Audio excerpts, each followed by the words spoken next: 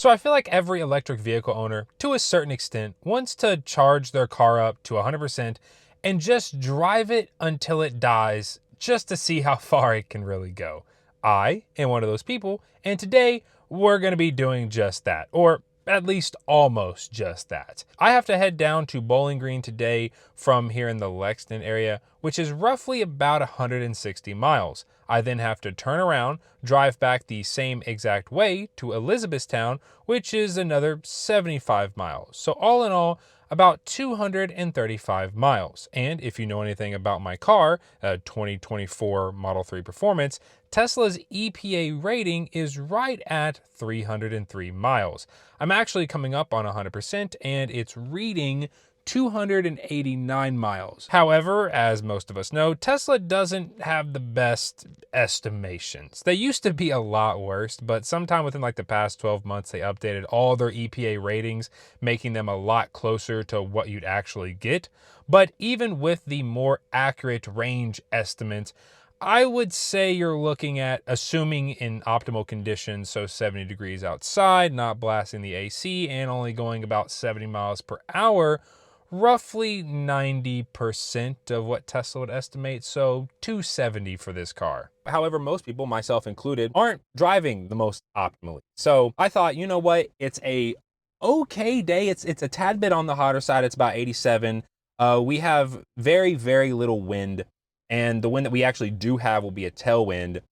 And I thought, what if I kind of just drove like a normal person, right? Not like someone that's range testing where I'm doing 70 the whole time. I'll give myself a cap of 80. I'll probably stay around 80. Most people I know do about 5 to 10 over. I am also not running the aero caps either, because everyone I see that has the new performances, they have them off. Like I think I've seen maybe 1 or 2 people, but everyone I know IRL takes them off. I also got some mud flaps on. I doubt that that's really gonna take away much, but it is gonna be something. Like this is mainly the setup that I see most performance owners running is the no aeros. Well, it's kind of the half aeros because you can take these off, but underneath of them are like these really big, ugly holes. So most people I see take these off. It's not like the aeros from the on the non-performance, on like the normal aero wheels, because those can be taken off as an entirety, where these, it's little pieces and they are extremely annoying to take off and put back on. And when you do take them off, they end up leaving these little marks, which takes a lot of elbow grease to get out. So this is kind of the setup we got, as you can see. So no full aeros, mud flaps, they're on the smaller side. We are running tint, so we are going to get some heat rejection here. Like I said, it's not the coolest out, but that is going to help. Also, I did pump up the tires to 42 PSI cold this morning. Fantech tire inflator, actually got it in the boot. I'll link that down below.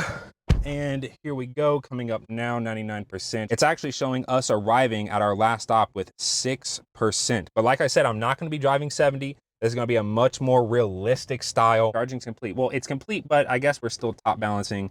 We're still pulling about 12 kilowatts. And yeah, we're showing 3,000 miles on the odometer, 3,276. I already got our trip put in here, so we're gonna be able to see our miles and our kilowatt hours pulled out of the pack via the car at least. So let's go ahead and let's get unplugged. So we got 154 miles to begin with, 2 hours and 25 minutes. We got to drive just a little bit. Okay, all right, let's get on the road here, because this is gonna be quite a while. It's probably gonna be at least 4 to 5 hours of driving. So I'm gonna set it to 70 degrees with this on auto, and this will be my first like longer trip in this car as well, so I'll be able to, anyone that's curious about, you know, how comfortable the performance is with the suspension and all that over a little bit more of a longer distance. Also the bucket seats.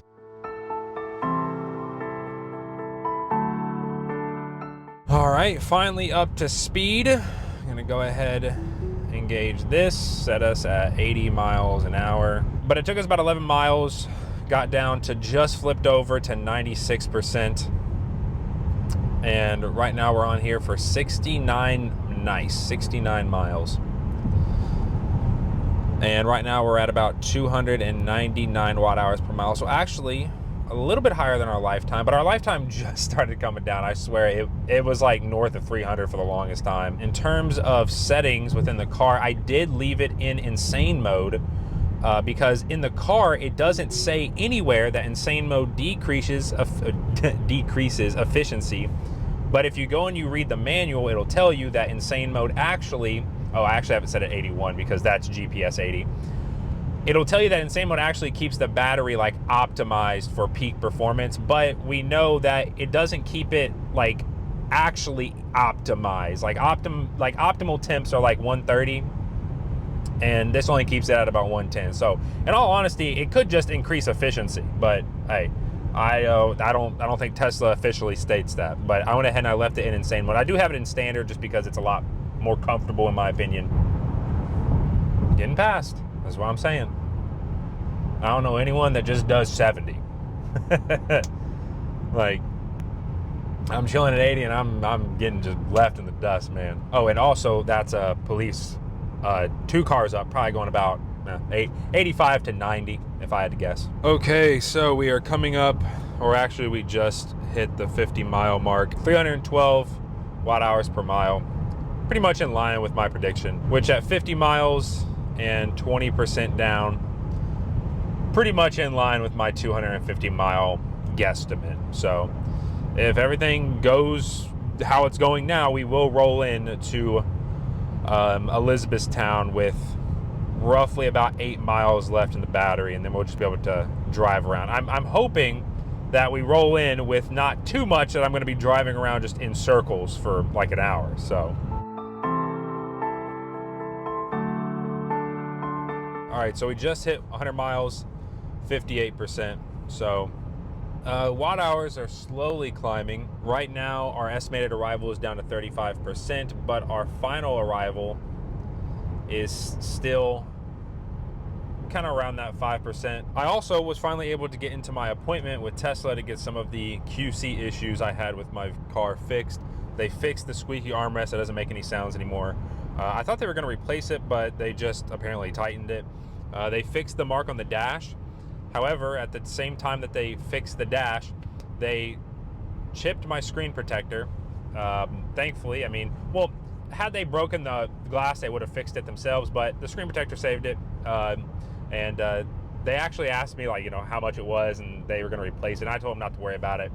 But they also apparently found some weird discoloration and scratches up underneath the dash up there. So they have me set to come back in like October or something to get that fixed. And when they were actually swapping the dash, they ended up, you can see right there, hitting that as well. I've had some people ask about the underneath of the car where the piece was hanging down. They didn't fix that. They're going to fix it this next coming time. So I don't know why they didn't fix it. They didn't tell me why they didn't fix it.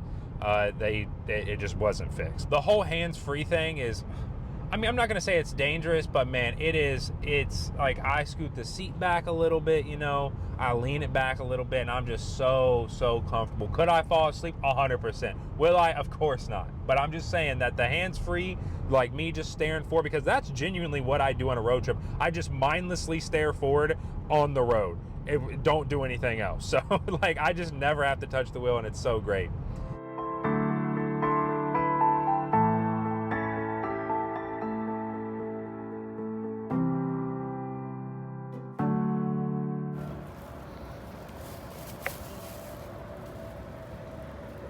So like I said, this is more of a realistic style rain test, and well, sometimes you got to use the bathroom and stop. Also, it's a Buc-ee, so of course I have to stop, especially because this one is, from my understanding, is pretty new. Like, they don't even actually have chargers here, and every Buc-ee's I've ever seen always has a Tesla charger, and this one doesn't have that. But we got 19 minutes, 60 miles, and of course it's a Buc-ee, so it's like right off the exit. I had to take one turn and I was here, so one turn and we'll be back on. All right, so we're at the 150 mark, 316 watt hours per mile. Estimated SOC hasn't really changed at all, even with the stop that we had to make. We are 7 minutes away, and yeah, I can also confirm that the hands-free lets you eat as long as your eyes are on the road. I just sat here and ate a Club Melt, hands filled and everything, and eyes just looking forward, and the car didn't care. Literally did not care at all. I was cheese dripping all over me. You know, I would show you, but it's kind of embarrassing. Car didn't care, just kept on boogieing away doing its thing. So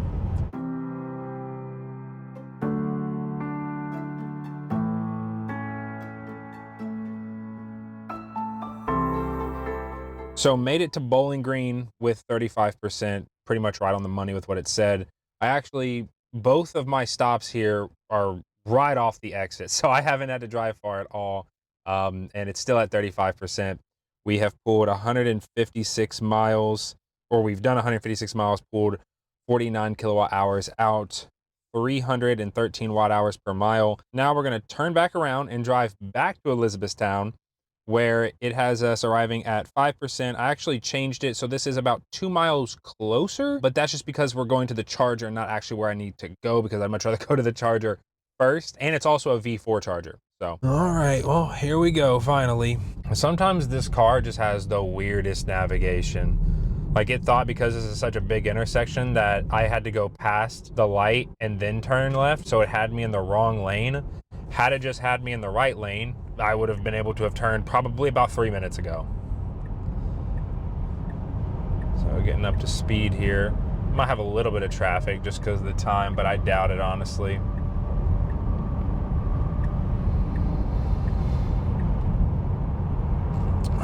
Then I'm gonna get on over one more time. Getting up to speed. And voila, there we go. ETA has jumped up now to 7, but I doubt it'll stick.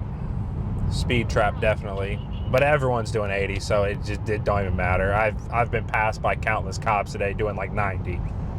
Well, all right, I'll pick back up once we hit the 200-mile mark. Look at that sunset. We are, I think we're a little bit under. I am paying attention to the road. I'm looking forward, thank you. We're at 20% and at 190 miles, 315 watt hours per mile. That's kind of what we've been hanging around at this entire time. 7% estimated arrival. Looks like we are gonna need to do a lap or two around Elizabethtown to try and get that down. To be honest, I would like to plug in at sub 3%. Sub 3% I'm comfortable plugging in with. I don't know if this is a, well, this truck's about to swerve into us. No, we're good. I don't know, but I think that this battery pack is still like the old performance battery pack that is the 82 kilowatt hour pack. But I believe it only has 79 usable. Okay, so we just got our first little bit of dots coming up. This is my first time seeing dots on like the new display where they're vertical instead of horizontal. We're at 7%. ETA has been bouncing back and forth between 4 to 5%. We've currently pulled 70 kilowatt hours out of the pack, assuming 79 usable. That line's about up. That sounds about right.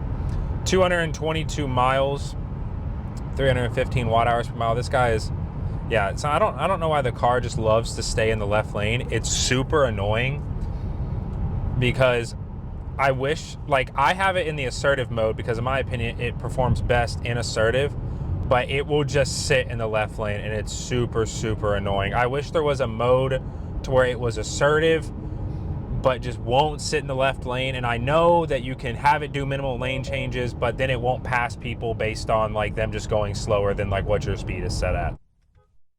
Let's go, bub. We're pulling up now, 4%. I'm gonna see what we pull in with. And then as you can see, there's like a little circle right there that we should be able to just drive around. And all right, it's not this light, but it's next. I love the fact that they added lights on the navigation. I just don't like how the lights disappear when you drive through them. I wish they would kind of stay just for a second. Surprised we haven't dropped down from 4. I was totally expecting for us to pull in here at 3 there at the end, whenever it honestly felt like it started dropping a ton. You have arrived at your destination. Here they are, the V4s. 230 miles with 72 kilowatt hours at 4%. So I'm going to kind of just drive around. Actually, I'm gonna get on the road over here and try to go like a decent speed and just go back and forth until the 2% or until these dots start getting really, really bad. Well, there's a car up here driving that doesn't have its lights on. I don't know if y'all can see it. We just got the turn the hell around message and we're at 3%. So I'm actually going to, oh, that was a nice place to turn around. What is this? This guy does not have any lights on. Does he not realize it? At least his brakes work. Oh, no, these are, I always kind of feel weird pulling into driveways, you know? I'd much rather pull into like somewhere a little bit more public. Oh, this is a street right here I can pull into. Dots aren't getting any worse though, so. I mean, we've all kind of, and I'm knocking on wood here, the only wood in the car, that the whole thing where they say that, you know, oh, there's like a tiny little buffer beneath 0%. I'm really hoping that that's got some validity to it, because I've seen reports, and now a lot of the reports I see are mainly like older Model 3s and stuff, that they die at like like 2% or something, but we're at 3%, turning around now. Hopefully by the time we get back, we'll be at like 2%. Also, I'm loving the new update for the ambient lighting. It's just so much nicer at night. Like during the day, it's kind of whatever, but then again, any ambient lighting during the day is kind of whatever. But at night, I mean, they were just way too dim, and now they just look so much better. Like, so, like, look at it. It looks, I mean, to be honest, it looks a bit brighter on camera than it does in real life, but honestly, on camera, everything kind of looks a little bit brighter. Oh, and we're in the different time zone now too, aren't we? Man, I really gotta hurry because the place I needed to be here closes at 9. But this just doesn't want to go any further down, huh? We're still at 3%. Okay, so we are pulling into the chargers now, 2%.